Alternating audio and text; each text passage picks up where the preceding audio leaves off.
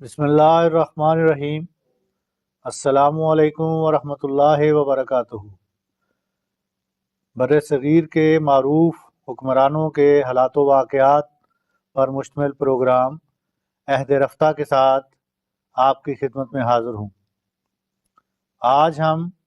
اس programme میں تغلق خاندان کے دوسرے بادشاہ سلطان محمد بن تغلق کا تذکرہ کریں گے۔ جیسا میں نے ذکر کیا ہے کہ یہ تغلق خاندان کا دوسرا بادشاہ تھا جس نے سب سے زیادہ عرصہ اپنے خاندان کے لحاظ سے بر صغیر ہندوستان پر حکومت کی ہے۔ یہ بانی تغلق خاندان سلطان غیاث الدین تغلق کا بڑا بیٹا تھا اور اس کا اصل نام الغ خاں تھا، لیکن جب اس نے اقتدار سنبھالا ہے اور مسند نشین ہوا تو تب اس نے اپنا نام محمد شاہ اختیار کیا ہے۔ تو تاریخ کی کتابوں میں اس کا نام سلطان محمد شاہ بن تغلق لکھا جاتا ہے۔ یہ 1290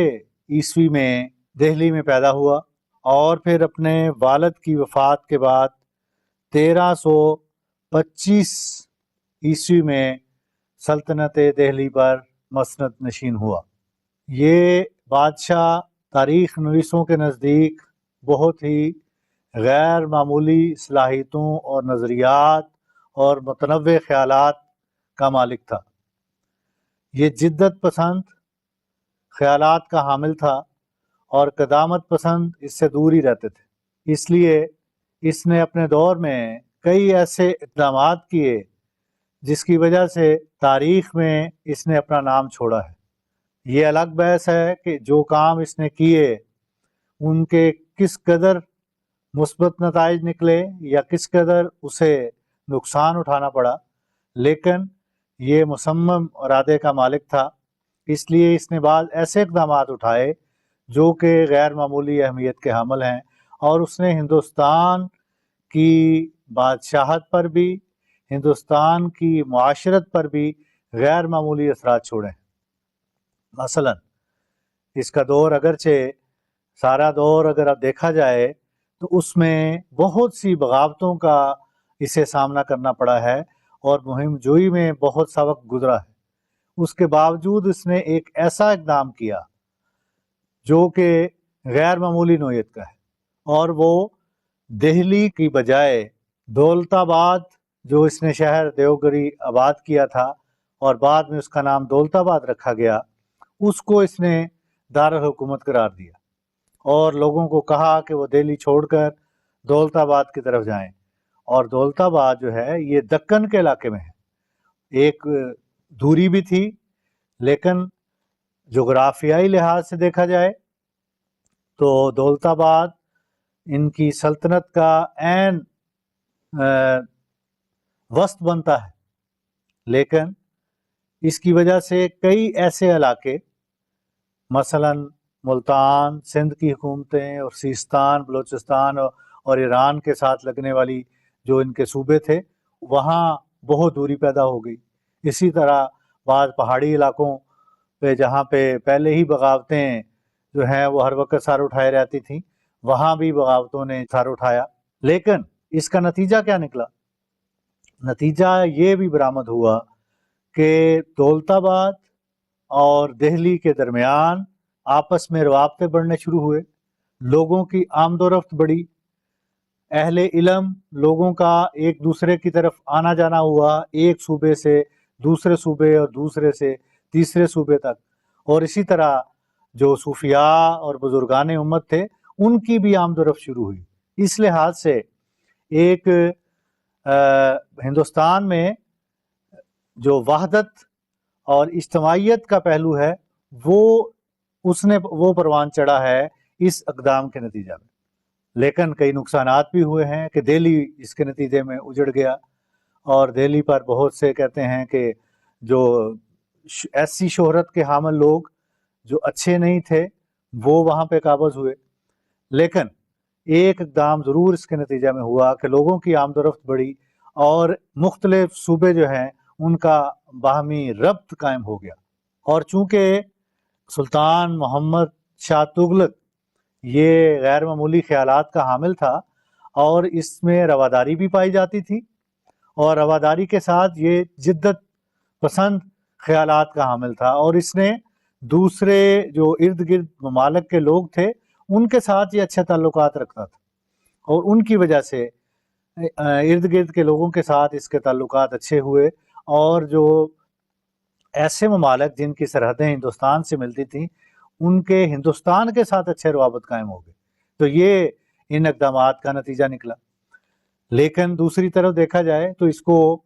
اپنی اس قسم کی مہمات کی وجہ سے کئی مالی نقصان اٹھانے پڑے۔ مثلا اس نے ایک مہم جو ہی شروع کی چین کے بارڈر کی طرف، تاکہ جو پہاڑی علاقے ہیں ان پر قبضہ حاصل کیا جائے اور وہاں اپنی ساکھ قائم کی جائے۔ اس کے لیے بہت بڑا لشکر تیار کیا، غیر معمولی فراخ تھا، اور اس نے پرواہ نہ کی خزانے کی، اور اس قدر خزانہ اس نے خرچ کر دیا اپنی اس مہم پر کہ اس کے نتیجہ میں کہتے ہیں کہ خزانہ، سرکاری خزانہ خالی ہو گیا، اور اس نے یہ حکم دیا کہ اب سونا تو ہمارے پاس موجود نہیں ہے، اس لیے تانبے کے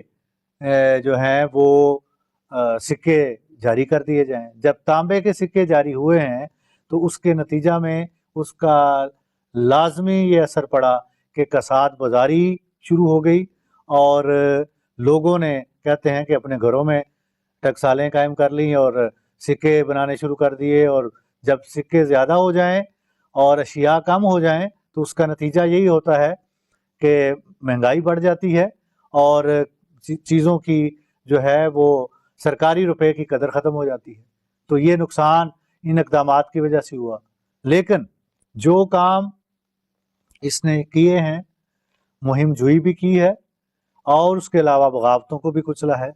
اور چونکہ خود یہ ایک عالم آدمی تھا، کہتے ہیں کہ عربی اور فارسی دونوں زبانوں پر اس کو دسترس حاصل تھی، علم دوست تھا، اور اس نے اہل علم لوگوں کی بڑی قدر کی، اور اہل علم لوگ اس کے پاس آنا فخر سمجھتے تھے کیونکہ ان کی قدردانی کرتا تھا، لیکن قدامت پسند اس سے دور رہتے تھے۔ خود کہتے ہیں کہ ایسا مقرر تھا کہ اس کی تقریروں سے لوگوں پر سحر طاری ہو جاتا، کیونکہ اسے عربی اور فارسی دونوں زبانوں پر عبور حاصل تھا۔ تو اس لحاظ سے علمی حوالے سے بھی اس نے بڑے اہم کام کیے ہیں، لوگوں کی قدردانی کی ہے، صوفیاء کے ساتھ بڑا اس کا اچھا تعلق رہا ہے، اور جو دینی شاعر ہیں ان کی یہ پاسداری کرتا تھا، اور اپنے آپ کو جو دنیاوی عیش و عشرت ہے اس سے اپنے آپ کو اس نے دور رکھا ہے۔ لیکن فراخ دلی کے ساتھ ساتھ اس کی شخصیت کا ایک دوسرا پہلو یہ ہے کہ یہ دشمنوں کے ساتھ سخت گیر بھی رہا، اور اس کی وجہ سے بعض لوگ اس سے ناراض بھی رہے ہیں۔ تو یہ اس کی شخصیت کے بعض تضادات بھی ہیں جن کا بیان جو ہے وہ کیا ہے تاریخ کی کتابوں میں، لیکن زیادہ تر تاریخ نویسوں نے یہی لکھا ہے کہ اس کے دور میں جو معاشرتی ترقی ہے وہ بھی ہوئی ہے، خیالات کی ترقی بھی ہوئی ہے، اور ہندوستان کی طرف لوگوں کی توجہ پیدا ہوئی، اور پھر ہر بادشاہ کے ساتھ اس زمانے میں بغاوتوں کا سلسلہ جاری رہا ہے، اور اس نے بھی کئی بغاوتوں کا سامنا کیا اور ان کو فروغ کرنے کی کوشش کی ہے۔ ایک بغاوت جو سندھ کی طرف ہوئی، اس مہم پہ جب یہ نکلا ہے تو پھر ٹھٹھا کے مقام پر 20 مارچ 1351 کو محمد شاہ تغلق نے وفات پائی، اور اس کے بعد اس کا چچا زاد بھائی فیروز شاہ تغلق مسند نشین ہوا۔ تو ناظرین محترم، آج کے پروگرام میں ہم نے محمد شاہ تغلق کا تذکرہ کیا ہے، جو کہ تغلق خاندان کا دوسرا بادشاہ تھا، اور 26 سال ہندوستان پر اس نے حکومت کی، اور کئی قسم کی اصلاحات اپنے دور میں نافذ کیں، اور کئی نئے خیالات کو اس نے جو ہے پروان چڑھایا۔ اگلے پروگرام تک کے لیے اجازت چاہوں گا۔ اگلے پروگرام میں انشاءاللہ ایک نئے بادشاہ کا تذکرہ اور اس کے دور کے حالات و واقعات آپ کے سامنے پیش کروں گا۔ تب تک کے لیے اجازت۔ السلام علیکم ورحمۃ اللہ وبرکاتہ۔